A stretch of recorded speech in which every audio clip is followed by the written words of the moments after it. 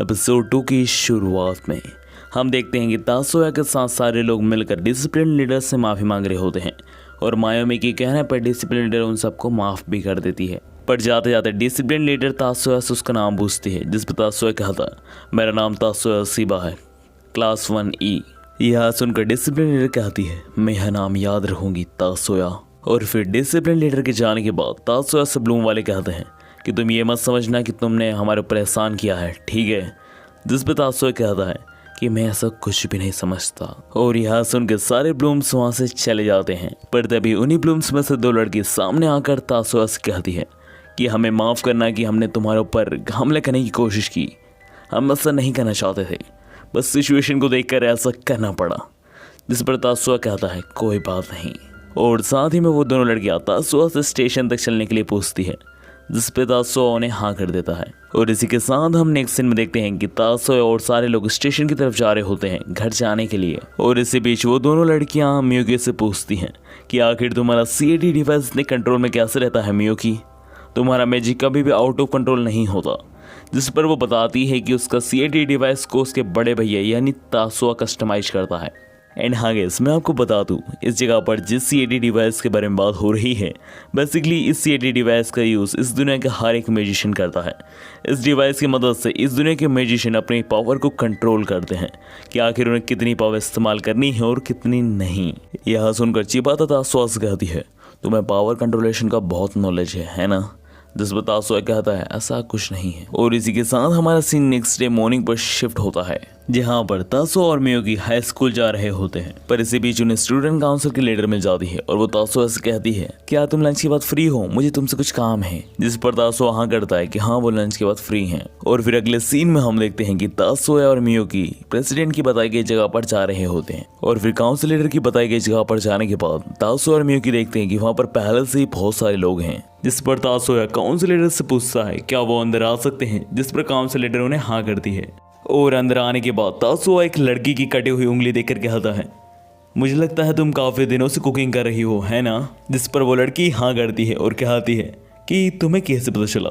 और उसी वक्त मियोकी तासोया से कहती है कि आगे से हम भी घर से खाना लाएंगे भैया। जिस पर तासोया मियोकी से कहता है जैसा तुम कहो मियोकी। और यह सब देख कर काउंसिल लीडर के मेम्बर्स कहते हैं, तुम दोनों भाई बहन से ज़्यादा लवर्स लग रहे हो ये सब करके। यह सुन के मियोकी ब्लश करने लगती है। और यह सब सुन के काउंसिल लीडर कहती है, बहुत हुआ मजाक, अब कुछ काम की बातें करते हैं। और फिर काउंसिलर लीडर कहती है कि हमें एक काउंसलर ऑफिसर चाहिए, तो क्या तुम बनना चाहोगी मियोकी।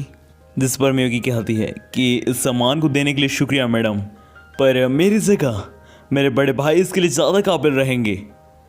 और यह सुनकर तासोया कहता है, ये क्या कह रही हो तुम। तासोया के मना करने के बावजूद मियोकी काउंसलर लीडर से कहती है कि वो बहुत ज़्यादा काबिल हैं और मेरे भैया इसके लिए सबसे अच्छे रहेंगे। जिस पर काउंसलर लीडर और उसके सारे लोग विश्वास नहीं करते कि क्लास 1E का कोई मेंबर काबिल कैसे हो सकता है। और यह सोचते हुए ही काउंसिल लीडर का एक मेंबर मियोकी से कहता है कि हाँ हम मानते हैं कि तुम्हारे भाई में कोई काबिलियत होगी, पर वो क्लास 1E का मेंबर है, इसलिए हम चाहते हुए भी उसे काउंसिल लीडर ऑफिसर नहीं बना सकते। पर इसी बीच स्टूडेंट काउंसिल की एक मेंबर कहती है कि ऐसा हो सकता है, डिसिप्लिन कमेटी में एक प्लेस जगह खाली है जहाँ पर तासोया की पोस्टिंग हो सकती है अगर वो चाहे। वहाँ पर क्लास एलिजिबिलिटी की भी ज़रूरत नहीं है, तो क्या कहना है तासोया। जिस पर तासोया कहता है कि मियोकी बस ऐसे ही कह रही है, उसे कुछ खास नॉलेज नहीं है इन सब चीज़ों का।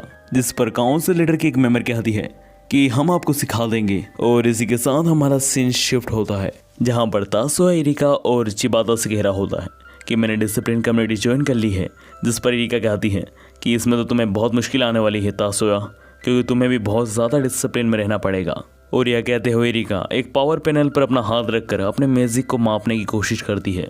एंड गैस स्प्रेड में डिस्क जितनी आगे जाती है उतनी ही पावर होती है उस मैजिशियन में। और फिर इरिका के बाद तासोया उस पैनल पर अपना हाथ रखता है और फिर तासोया के कहने पर वो डिस्क थोड़ी सी ही आगे बढ़ती है, मतलब तासोया नॉर्मल मैजिक का इस्तेमाल नहीं कर सकता। और यह सोचते हुए तासोया अपने मन में कहता है मैं अभी भी नॉर्मल मैजिक को इस्तेमाल नहीं कर पा रहा हूँ। और तासोया की इसी सोच के साथ हमारा सीन शिफ्ट होता है और हम देखते हैं तासोया और मियोकी को, जो कि स्टूडेंट काउंसिल ऑफिस में आए हुए होते हैं, जहाँ पर सारे लोग तासुया और मियो की कांग्रेट्स कर रहे होते हैं अपनी पोस्टिंग के लिए। और इसी बीच ब्लूम का वही लड़का तासुया को देखकर चिढ़ने लगता है और कहता है, आखिर ये यहाँ क्या कर रहा है, ये तो एक विड है ना। जिस पर डिसिप्लिनरी कहती है कि तासुया आज से डिसिप्लिन काउंसिल का एक मेंबर है। जिस पर वो लड़का कहता है कि आपको नहीं पता मैडम, ये एक विड है और विड का पावर लेवल कम होता है हमसे। जिस पे वो मैडम कहती है, ऐसा नहीं है, तासुया अलग है। और तभी मियो की भी बोल पड़ती है कि तुम्हें क्या पता कि मेरे भाई का क्या लेवल है। जिस पर वो ब्लूम वाला लड़का कहता है कि तुम बस अपने भाई को प्रमोट कराने के लिए सब झूठ बोल रही हो, है ना। और फिर तासुया कहता है कि तुमने मेरी बहन को झूठा कैसे कह दिया। अगर तुम्हें ऐसा ही लगता है कि मेरी बहन झूठ बोल रही है तो फिर मैं तुम्हें चैलेंज करता हूँ फाइट के लिए। और तासुया की ये बात सुनकर काउंसिल के सारे मेंबर हैरान हो जाते हैं कि तासुया एक विड होने के बावजूद एक ब्लूम को हराने की बात कर रहा है। और यह सुनकर वो ब्लूम लड़का भी कहता है, ओए विड, मैं तुझे मसल के रख दूंगा। और इसी के साथ हम अगले सीन में देखते हैं कि डिसिप्लिन लीडर सबको रूल बता रही होती है कि इस लड़ाई के दौरान कोई भी हथियार का इस्तेमाल नहीं करेगा और जो भी सबसे पहले नीचे गिरेगा वो हार जाएगा। और इसी बीच वह ब्लूम लड़का मन में सोच रहा होता है कि मैं एक विड से तो नहीं हारने वाला। और इसी के साथ वो ब्लूम लड़का कहता है कि मैं सबसे पहले उसके ऊपर फायर करूंगा और जैसे ही वो उसे डोज करेगा मैं उसके ऊपर अपना मैजिक स्पेल यूज़ करूंगा जिसकी वजह से वो गिर जाएगा और जीत मेरे कदमों में होगी। पर जैसे ही मैच स्टार्ट होता है तासुया लाइट की स्पीड से जाकर ब्लूम वाले लड़के पर हमला करता है और इससे पहले कि वो कुछ करता वो लड़का नॉकआउट हो जाता है। एंड गाइस, इसी के साथ irregular at magic high school का एपिसोड 2 यहीं एंड होता है। मिलते हैं नेक्स्ट एपिसोड में, तब तक के लिए विशेष मीना साइनिंग आउट।